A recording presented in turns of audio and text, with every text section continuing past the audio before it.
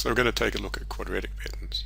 And quadratic patterns are where the terms are not equally spaced, but the difference between them grows at a constant rate.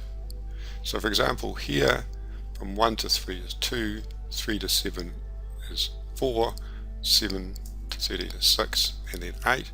And so we can see a pattern across the differences. And the formula we use is the same as for a parabola, it's just an expanded form. And that expanded form is this: ax squared plus bx plus c. The x squared is what makes it a parabola on a graph and a quadratic in a pattern. So how do we do that? Well, we go through and we find half the rate of growth, and that is our a term, leaving the b and c to be worked out from whatever is left over. Sounds complicated, and in fact you just really have to practice them until you get a swing of it. So let's do some examples.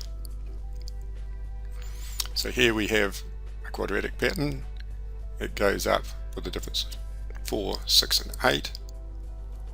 So the difference of the difference is 2. We take the 2 and we halve it, and that's what goes in front of the x squared. After we've done that, we now have this pattern, because x squared is 1 squared is 1, 2 squared is 4, 3 squared is 9, 4 squared is 16.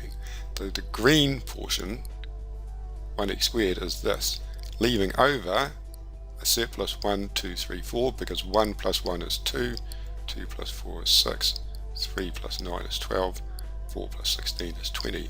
That is, the y value equals this one plus this one plus this one. So the bx plus c is this pattern. That's a very simple pattern. That is 1x squared, and the c term is 0. We don't write 1x squared plus 1x plus 0, although it's not wrong. We would just write that as x squared plus x.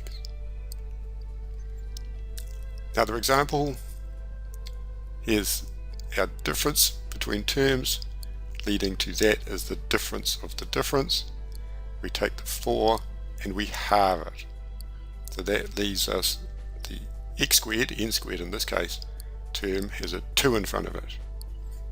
So we write out what 2n squared is.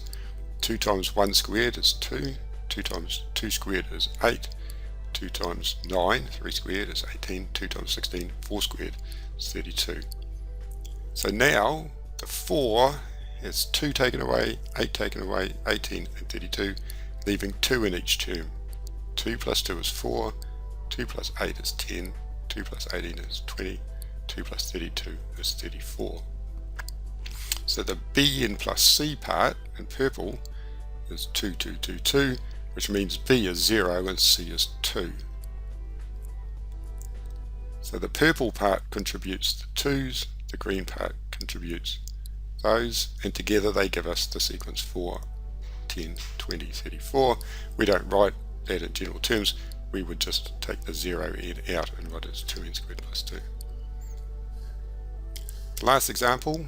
Now this is more complicated than you will normally see at year 11, because the b and the c are both actual terms, not 0, but it is at least possible.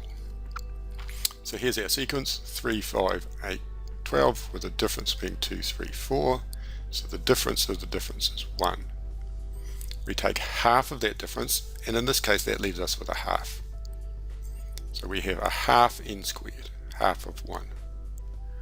So we write out half n squared, half of 1 squared, half of 2 squared, half of 3 squared, half of 4 squared, and that leaves us left over 2.5, and half is 3, 3 and 2 is 5, 3.5 and 4.5 is 8, 4 and 8 is 12. So the green component is here, the purple component is here, and these are going up in halves.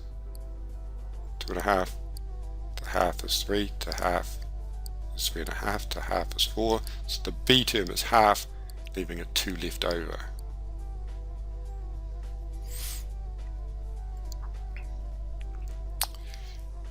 Just for reference, if this term is fractional, this term will always be fractional to compensate, so that the two fractions add up to always give a whole number.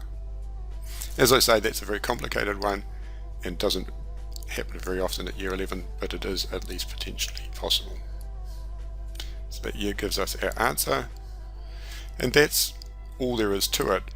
Mostly it's about practice until you get the swing of doing the repeated half the difference of the difference, finding what's left over and turning that into the second half of the equation. So y equals ax squared plus bx plus c, where a is half the difference of the differences, and that's always true, even if that gives us a negative or gives us a fraction. And the b and c part are what's left over after the ax squared part is removed.